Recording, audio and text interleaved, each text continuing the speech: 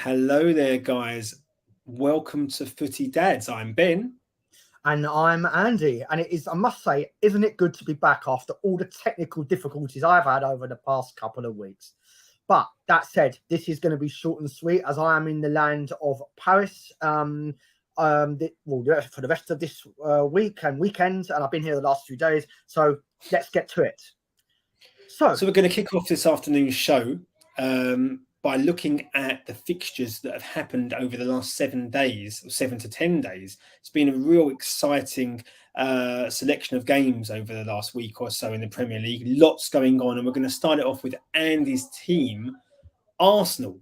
And Andrew, my question for you straight away is, looking at what happened against City and last weekend, do you think the title race is over? Oh, dear. Well, you look at the league table. I'm happy to say it. Come on, City. Well, let's just bring up the league table here, if I can, if it works for me. Let's bring up the league table and have a look if it lets me. There we go. So if you look at the league table and you look at the way the match, how many matches we've played and how many matches City have played, it isn't over. But you look at the match itself and the gulf in class. The thing that actually scares me is I thought Pep Guardiola won the tactical battle as well.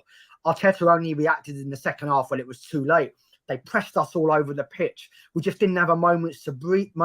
They nullified our wide players who have caused so much havoc this season. Our strikers were just had no impact on the game, and it was actually very, very, very tough to watch. So in answer to your question, I was surprised, Andrew, that Holding got quite a lot of Twitter abuse, given I actually thought we had a good game and scored a goal. We did a couple of great blocks, and you think that players like Martinelli and Odegaard didn't turn up. So why are they giving such abuse to Holding? Because you have to look at Holding. Holding probably has been performing to his maximum, but it just doesn't offer what Saliba does. The way Saliba passes the ball out of the defence, he's more of like a Rolls Royce of a defender. That's a very good description of Saliba, and that description has actually been levelled at him throughout the season. Holding is just your old-fashioned ugly monster at the back. He'll head the ball away, he'll kick it away, he'll stand in the way, but he just doesn't. He doesn't give us that panache, and he just doesn't kickstart our attacks like Saliba does. And also, just one thing to add, he just hasn't been able to deal with Haaland. I mean, not many people can. He didn't deal with Haaland in the cup match, and he just found it really, really impossible to deal with him the other night. And Guardiola knew that because he put Haaland bang on Holding. I was watching the match, so it was tough to watch. But in answer to your question, you look at the league table and you say no. I mean, yes, we played 2 games more, but anything can happen. The stranger things have happened, and Arsenal have won the league from here. Leicester won the league a few years ago, and Arsenal beat them twice that season. Could we win the league this season, having lost to Manchester City twice? You just don't know. But well, I mean, let's look. We won't go into detail with the predictions for this weekend because you're going to be doing that for us later today or tomorrow. But they've got Fulham away, not an easy tie, and you've got what would normally be a tricky match next Tuesday at home to Chelsea. But I think based on Chelsea's performances, I don't think they've got a chance. Well, you say that though. Sooner or later, with the players that Chelsea have got, you just feel that they're going to turn up in a game. Mudryk is going to smack a 30-yard thunderbolt into net. I can't see us not beating Chelsea, but I thought we were going to steamroll Bournemouth a few weeks ago, and it took a 97th minute thunderbolt from Reece Nelson. I'd like to agree with you, but we need to win this game. I must also add, I don't know if you saw this, but we have actually top 4 finish has been guaranteed. So despite getting absolutely annihilated the other night, we have probably achieved the internal ambition of the club, which was to make top 4. Nobody thought, including yourself, if I'd have said to you, Benji, at the start of the season, I think Arsenal are going to make top 4, you would have laughed in my face based on what happened last season. And you would have laughed at me even more if I said we're going to challenge for the title. So internally, I reckon Edu, the board and the players, of course they're going to be disappointed. They've sort of blown it in the past few games. But internally, Champions League football's back after, 7 or 8 years? So First of all, I think it's longer than 7 or 8 years. I think you're being overly confident. I think it's more about 12, 13 years. But no, what it's not I will 12, say, 13 years. It's not been anywhere near. We'd have to check the research. We'll get our researchers to investigate that later. No, it's about. It's not what I will say, You're absolutely right. Based on the last couple of years when Arteta was on the brink of being sacked, I thought he's clearly come in, and what he's done is, as was discussed in previous weeks, is he's injected the youth. I knew Martinelli was a brilliant player last season. I knew he had the quality, and clearly Arteta's brought in that consistency, because what he's done with your young players is he's given them faith, and he's given them the opportunity to let them play creatively with the Arsenal way. Creative, attacking, aggressive, and skillful. I watch you and then I watch us play, and it's painful to say I admire the way you're currently playing, and you deserve to be up there. You do, with the way you're playing. I'm relieved that you're hopefully not going to win the league, even though you still obviously have a chance to do it. But I think City will probably just come good. I can't see City dropping points in their 2 games in hand. So even if you win all your matches, City winning the 2 games in hand would put them, as you can see, 4 points ahead of you. So I can't see you losing many matches, but I can't see City losing many matches either. And that's kind of my final thoughts on that particular scenario at this moment in time. And one final thing before I ask you about the mighty tongue-in-cheek saying that Tottenham Hotspur. If City win all their games, then you've just got to hold your hands up. If they win all their games to the end of the season, you've got to really hold your hands up and say there's no shame losing out in the title race to that. That's how I see it. If they don't drop a point from now, that will be 14 games straight. Wow. And you've got to look at this as well. We're the only team that have been able to go toe to toe with them this season. Liverpool have dropped out. So could you imagine if we weren't in the mix, they would have won it about 10 games ago. So all in all, disappointed to have lost the title, all barring a miracle, but great to be back in the Champions League. I've missed some of those Champions League nights. Hopefully, we'll be able to attract some players we weren't able to attract previously. So all in all, when the dust settles, I think internally they'll think it's a half-decent season. So what about the mighty Spurs? I mean, you must be quite chuffed, because I think we had some some WhatsApp dialogue at half-time yesterday, and you were talking about the fact, you're not actually bothered if they lose because you don't want Conference League football. Well, your team showed a lot of spirit in the second half, fought back and obtained a good point. I think they had to, didn't they? I mean, we were at home. We had the fans, to their credit, were really on Spurs' side. There wasn't many boos. They saw that we were putting the effort in. It was just amazing to watch the contrast. Even in the first half, although we were 2-0 down, we weren't playing badly. We were actually playing more aggressive. We were closing them down. They got a lucky goal because of poor defending again, ultimately. It was a good finish from Sancho. But prior to that, we were actually playing very well. Son stepped up and had a good game yesterday. I was quite happy that Richarlison started, because I knew he'd be a nuisance. He's that sort of player. And Kulusevski hasn't turned up in recent weeks. And it was a shame to be 2-0 down. But I was like, oh, well, it's not the end of the world, because, as I've said, I don't care about finishing 7th. I mean, if you look at the league table, as you can see there, we're currently now up to 5th after that draw. But we were in 7th yesterday. And had Brighton with 2 games to hand over us, which are likely to get results, we would have moved to 8th, which would have dropped us out of the Conference League. I don't have any interest in being in the Conference League. It's the players probably don't want to be in it, having been in the Champions League for several seasons. We were in it 1 year, and you can see we didn't really care. I don't think it would attract a top manager. I don't think it would attract top players. It's more for the kind of lower teams to be in Europe, like West Ham. No disrespect to West Ham, but for them, they were happy to be it. They could go and win it this season. Fantastic. I know Mourinho cried when he won it last year at Roma. I think that was more of a personal thing, that he's won everything now, as opposed to being so excited to have won the Europa Conference League. It just doesn't entice excitement. I don't think it entices excitement to you, Andrew, had you have been in 7th or 8th position this year. But ultimately, Stellini was always a ridiculous appointment. I think Daniel Levy was just trying to cut corners and not spend the money. Poch is available. Everyone knows he should have come straight back in. If he doesn't want Pochettino, fair enough. Then they should have got probably someone like Harry Redknapp in, like I said in my short earlier in the week, to support Ryan Mason. I think Ryan Mason is Spurs through and through. They haven't brought in someone that doesn't know Spurs. He is Spurs through and through. Obviously, his career was ended early through a freak injury. So I wish him the best luck. He's done his coaching badges. I don't think he's the future for Spurs. I definitely want him there to remain in the coaching staff, but I don't think he's going to be our manager. I think it's probably likely to be Nagelsmann if they agree to his requests. And there's a chance that they might bring in a sporting director, Ralph. Is it Ragnick? You pronounce his name? He's been linked to join him because I think they played. They were management. The gentleman that was at Manchester. They did so well at Manchester United last year, but as a sporting director. Yes, I was just going to say that. Yeah. At United, he didn't do so well, but at Leipzig, with with Nagelsmann in his I think his second job after Hoffenheim, they did very well together. They got Leipzig to the Champions League, and they murdered us. I think it was 3 or 4-0. So in that, in closing, what I'll say is, I can't see us getting top 4.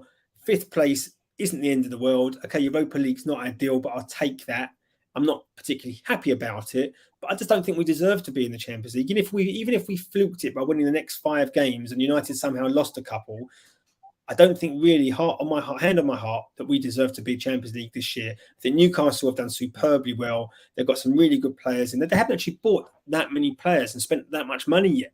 So it makes me a bit worried and scared. What are they going to do in the summer? Harry Kane, everyone's talking about going to United or Bayern Munich, which is probably unlikely. But he could go to Newcastle, Andrew. Could go there. What do you think? What was Harry Kane's mindset? How was he looking on the pitch yesterday? Did he look like, He'll always give Spurs. He will always give Spurs 100%, without a shadow of a doubt. The guy might have had his head turned many times, but you can see that guy is Spurs through and through. And if he leaves, no one can argue it. He deserves to go and win something. He's given Spurs everything.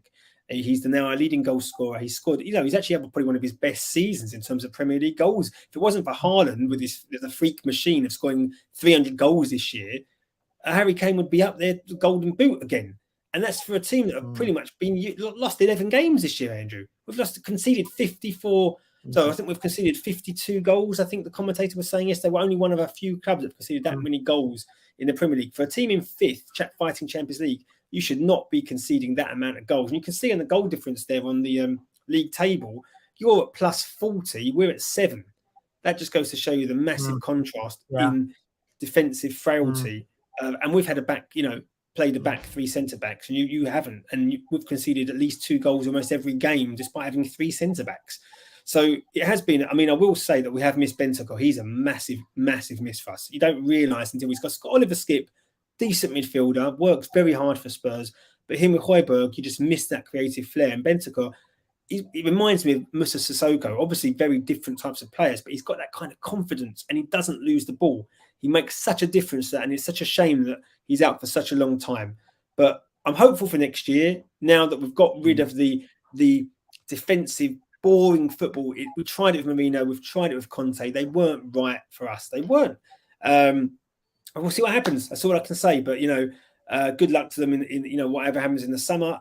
People say Levy out, but that people forget that when I was at school with you in our high school years, just one final thought, we weren't in this top part of the table. We were in 12th and 13th with Jerry Francis.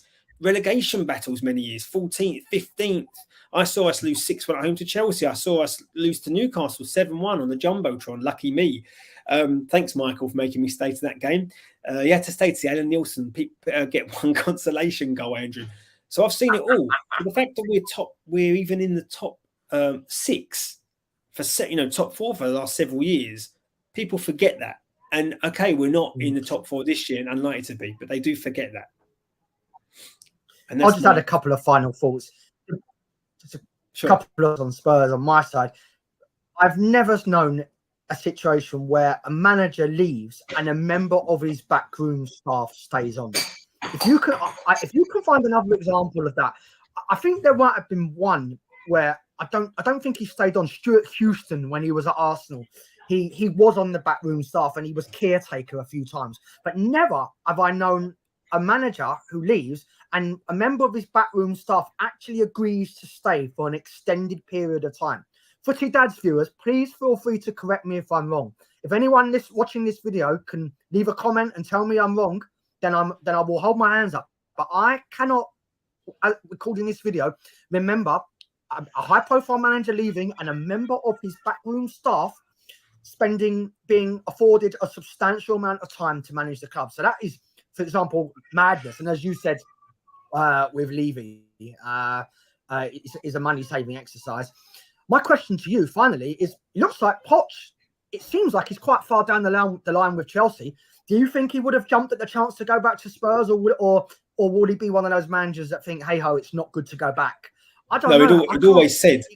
Sorry to interject. He'd always said that he could see he had unfinished business at Spurs. I think it was time to leave when he left because it wasn't working and the players were tired. He needed an injection of money and new players. It wasn't going to happen. So he had that love affair with Spurs. and I'll always have a lot of affection for Pochettino. And I think it personally would be a good time to bring him back. But it was always a risk that at the moment, with the turmoil the club is in, maybe it's better for someone else to come in with a fresh approach rather than going back to someone you've had in recent years. Because if it doesn't work, it will ruin that love affair we've had with him. You know, we brought back Glenn Hoddle. We brought back, I can't remember who else we brought back in the past, but, you know, it doesn't always work. So that's my concern. But unfortunately, to see him go to Chelsea will be hard. I have to be honest with you. I'm not a Chelsea fan. I don't like Chelsea. And he is a sort of manager that will inject exactly what they need, because they've obviously got all these new signings. They've spent an absolute fortune. He is the type of manager that will get the best out of those players. Frank Lampard, did very well at Derby, but didn't cut the mustard at Chelsea or really at Everton. So I understand they've got him back for an interim period of time, but he hasn't got the management skills, from what I understand, the way that Poch has. So he will go there, and I'm sure he'll do a brilliant job. So that will be painful to see. But whether or not it's the right time to come back to us, I would have been happy for him to come back and take the risk, because we've taken risks with Conte and Mourinho and it hasn't worked. So at least with Pochettino, we'll have the fans on side. And the worst that will happen is it doesn't work out, and then he'll leave. But they obviously want to try it. You know, there's been talk of the Celtic manager. There's been talk of the Feyenoord manager. There's been talk of Nagelsmann, obviously. So who knows? Maybe they'll go with Ryan Mason to save money. You just don't know, Andrew. But what I do know is watching him in the Chelsea managerial chair next year will be difficult to see. But it is what it is. What can you do? That's football. What sort of reception do you think he'd get going back to Spurs next season? Difficult to say, isn't it? Difficult to say. I think it depends probably what else is going on. If we're in bottom and our new manager isn't working for whatever reason, you know, he could get a standing ovation. I think he'll probably get a standing ovation anyway, but you just don't know. You know, fans are fickle. Fans are very fickle, but he's got, you know, not everyone loves Pochettino for what he did, because people tend to forget, however brilliant he was getting us the Champions League final, it was a shadow of the fact that in the league the following year we were terrible. We barely won a game away from home for 9 months. So a lot of managers can't use getting to Champions League final. Ranieri, for example, won Leicester the league, didn't he? He got sacked the following year, I think it was. So it happens. Managers have to take the brunt of it. And if you're not performing and not winning a game for almost a year, I think it was, it's time to go. And he knew that. But obviously prior to that, he brought great football to Spurs, and I'd welcome him back. And it'll be tough to see him at Chelsea. But, you know, let's move forward from that anyway. We'll see what happens over the weekend. What I am excited to talk about now is that we are bringing, as some of you may have seen over the course of the last couple of weeks, we've been doing a lot more YouTube shorts with our predictions and stuff. And one of the key things we're now talking about as we get to the nitty-gritty part and we get to the summer is transfer gossip. And there's certainly a lot of gossip, isn't there, Andrew? There is, and whenever we mention transfer gossip, I just can't help visualising Harry Redknapp hanging out of his window, being interviewed by Sky. I used to, growing up, I don't know about you, Ben, well, in fact, I do know about you. You were like me. You used to sit there glued on transfer deadline night, and you probably still do, just like me. So we thought it would be great to, you know, to share some of the excitement with our loyal Footie Dads viewers. We might miss some of the deals out there, so please give us a shout if you hear of any deals in the pipeline and you think we should be discussing them. If you hear that any contracts are close to being signed, because everyone's got their contacts here and there. So yeah, amazing. So we've done, so as I say, shall we play a video to get? Let's have a little look, Andrew. Your introduction to our upcoming transfer gossip. The league campaign hasn't even finished yet, and already there are multiple transfer rumours doing the rounds, involving the big clubs in particular. Over the coming weeks and months ahead, we at Footie Dads are going to highlight some of these rumours and ask you, our loyal viewers, to give us your thoughts. So in the last few days, the mighty Arsenal have been linked with Mason Mount of Chelsea. To be honest, I just don't really know where he would fit in, unless we are planning to sell Emil Smith-Rowe, who has been injury prone to say the least. That said, we are in the Champions League next season, we are going to require a bigger squad, and we are going to require a squad that has plenty of depth. So that said, Gooners, maybe he will be an asset, because after all, he's played at the highest level for club and country, so we do need players like that. So Gooners, yes to Mason Mount, or no to Mason Mount? Another rumour doing the rounds is the possible return of Pierre-Emerick Aubameyang to Barcelona. I don't think he wanted to leave in the first place, but was actually forced out due to the club's financial troubles. I also don't think he wanted to join Chelsea, where he has been completely frozen out, really. I know he scored a few goals, but he's just looked so miserable. At Barcelona, he was happy. He was loved by the fans, loved by the manager, and loved by the players, and was playing with a smile on his face. So guys, do you think this one's going to happen? Or is he just going to stay and rot in West London? So there we have it. So a couple of interesting introductions there to our transfer gossip column. And I'm sure there'll be lots more, Andrew, over the coming weeks, no doubt. Well, I've actually heard that one I think is quite advanced if it's not happened already. Brighton, I think if I've got the pronunciation correct, it's João Pedro. I think it's all agreed. He currently plays for Watford, and I think it's been announced that he's going to be joining Brighton. So yes, it is João Pedro. Haven't seen too much of him, but I know he's got that, he's got that technical ability which these players that have played on the continent have. That scored quite a few goals at Watford. So Brighton fans, assuming this goes ahead, what do you think? Please drop us a line on Footie Dads. Let us know. And yes, I love this time of year. I love it. I call it the silly season. I love following the silly season. And yes, I can't wait to speculate on the rumours, on the upcoming transfer rumours, and let you know our thoughts. Good stuff. But yeah, I mean, for a Brighton signing, you always know they're going to be young, they're going to be passionate, and they're going to probably be a player that within 1 or 2 years will go for at least double the price that they pay for them. Their recruitment is fantastic, Brighton, and good luck to them, because I do like the way they play. They do play really good football, and they were unlucky not to make the FA Cup final last weekend. But yeah, we'll move aside from football now, just to have a quick catch up, because obviously this is Footie Dads, because obviously I'm a father of 2 young children, and Andrew is a father to be. It's coming up very, very soon. So we haven't had an update for a couple of weeks due to the technical problems. But Andy, if you'd like to obviously give us a little rundown over the next couple of minutes, just to let us know, what have you been up to? How is your wife? What's currently going on in whatever week you're at? I think you're week 29, week 30 now. Let us know what's going on. Well, we had a very educational and productive weekend on the weekend that's just gone. We paid a good few months ago, I think we paid £120 for an online antenatal course.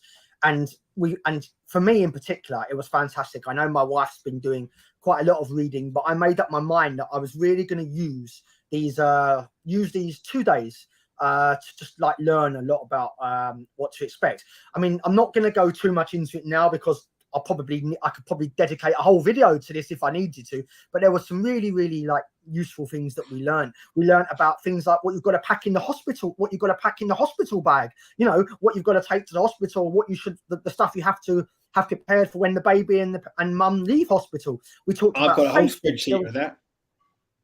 There was so many things that we spoke about. There was a section on breastfeeding, which as a father, I found very interesting. There was like a section on, what the father can do in terms of, like to assist with feeding. Can you express, which means I can feed the baby during those long nights. There was a lot of topics. I'm not going to go too much into it, because I think there'll be plenty of opportunity later on down the line to touch on these various issues. But in answer to your question, my wife is doing fine. She's obviously gets a little bit tired, but she's remaining active. She's going for regular walks. And she just like me, really. Andrew? What's the plan for next week? That's actually quite embarrassing. We must be now. I think you got it bang on. I think we're 29. We're 29. I don't know, which is very embarrassing. But yeah, not good. Don't worry. But I feel that it really helped me last week. I was able to ask a lot of questions. I mean, there was even people asking questions about keeping the temperature in the room. One person actually raised a question about air conditioning in the room. I think that in the room where the baby is, you have to have a certain temperature. So I learned a lot of things about that. Yeah, but it was great. Very important. That took up quite a chunk of our weekend. We've also ordered our baby changer, I don't think I made that clear in the past few weeks. And the funny thing is, it's just sitting in the box. And why is it sitting in the box? Because yours truly, number one, is just useless at DIY, and he's waiting for his former next door neighbour, who is actually a window cleaner and very skilled in all forms of DIY, to come and fix it up for me, because I just don't have the skill, the DIY nous, or, as we've said many times on this program, the common sense. So again, it's sitting up there. Can't wait to get it set up, and I will show you all what it looks like once it's there on Footie Dads. The baby room's taking shape. We're going to be looking at baby monitors, because my mother has very kindly agreed to get a monitor for us as a gift. She's given us a budget, so we're going to look at it probably on Amazon over the weekend, because we think that's also quite important to have as well. So all in all, we feel quite good. Really, really looking forward to it. And we had a recent little bit of an, I won't say issue, a little bit of a worry, I'd say. I don't know if that's even the right word, because we went for a checkup with the midwife, and my wife was saying that the baby hadn't been moving much that day, so we waited just for like I think it was a couple of extra hours, and they did a further check, and everything was fine, and our baby is full of life, full of energy, and is in good health. So overall, it is scary. It is scary. I remember that when that happened to my wife with both our kids, she was like, she couldn't feel the movements. So she's on the phone to the nurse, and they're suggesting to eat chocolate and to play music and stuff. And then you wait. I don't know, it might have been different with what your midwife told you, but they say to wait until you get a certain number of movements within an hour or something. But these things, they are worrying, but it's important that it's normally, like I said, most of the time it's nothing. So it's good just to get that reassurance, isn't it?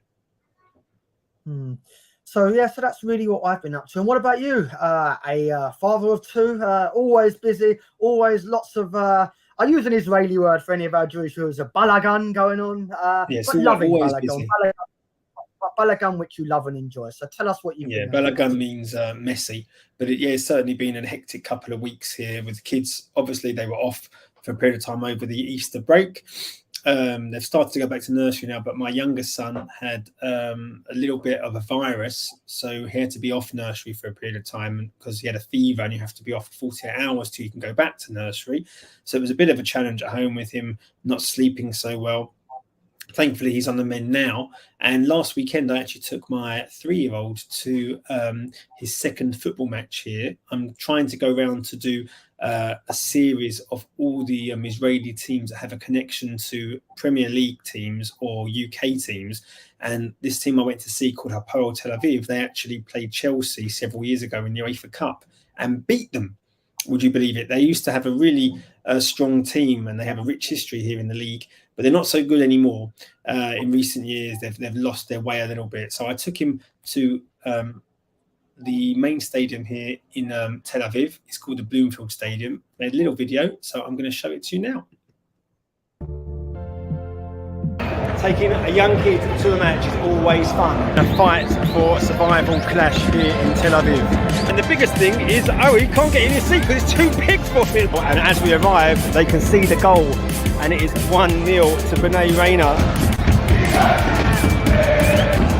That was the one. They beat Chelsea in the UEFA Cup and made it all the way to the quarterfinals, getting beaten by AC Milan.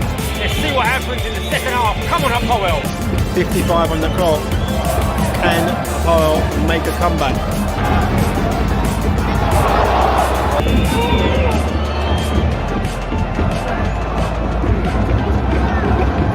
They're still singing. They're still happy. Can they get an equaliser? It doesn't look likely. 78 on the clock. Disappointing result at home. But these things happen. The Bloomfield. Till next time. So that was a nice little fun day out for him. He actually spent more time dancing to the fans who were singing with their tops off, most of it, and eating different treats that they had there on offer: ice cream, chocolate, crisps.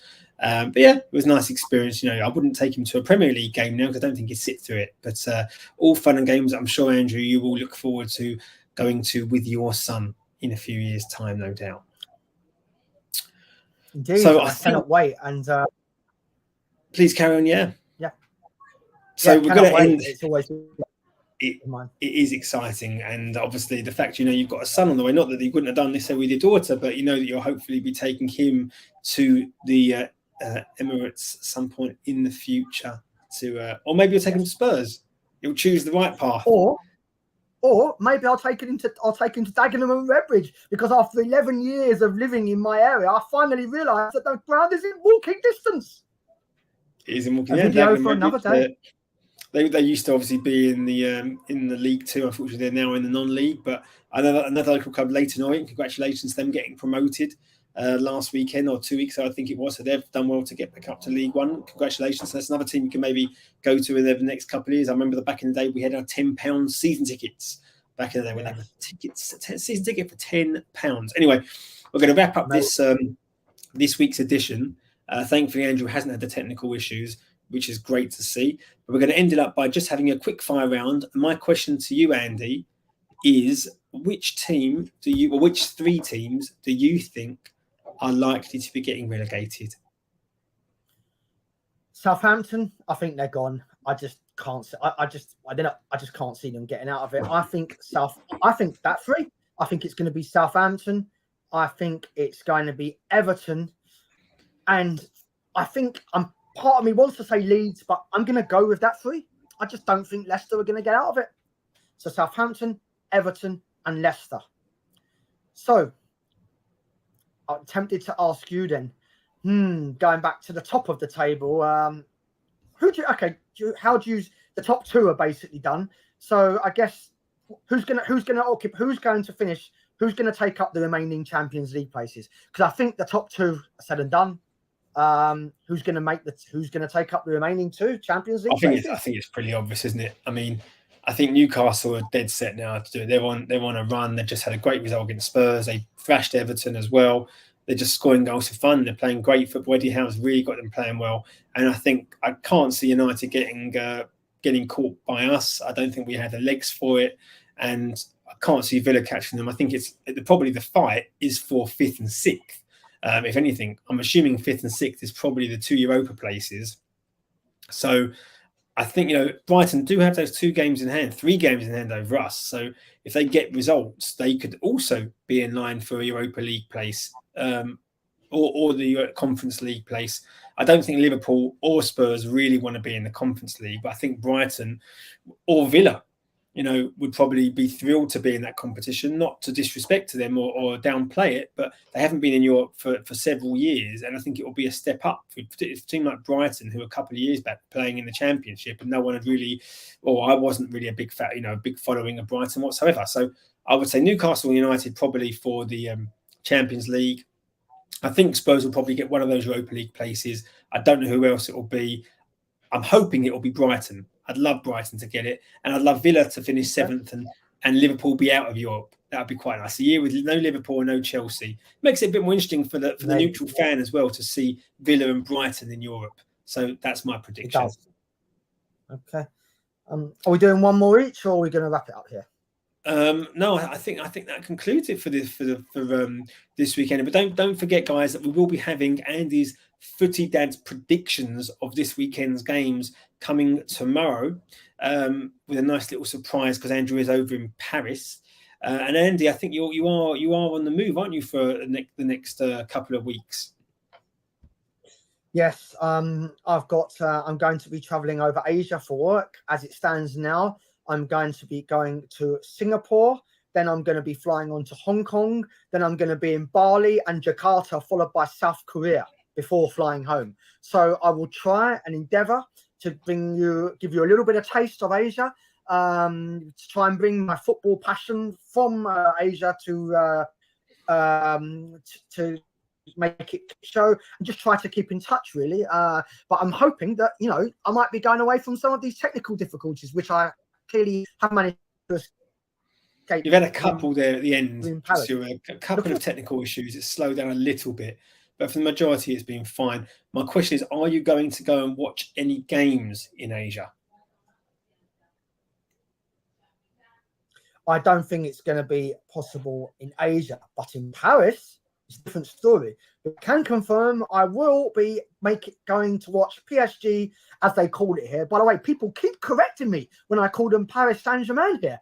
Four different times I've been corrected and told it's PSG. I don't know what you make of that, but hey ho, PSG. I will be going to watch PSG versus Lorient on. So can't promise, but I will endeavour to give a flavour of the atmosphere. Look forward to getting it, but I think we're gonna go now because I can see that your technical difficulties are returning. So we're going to love you and leave you one and all. Have a fantastic weekend. Enjoy watching the footy, whatever games you're planning on watching this weekend. And up the Spurs. And one final thing. Come on, Gunners. Bye for now.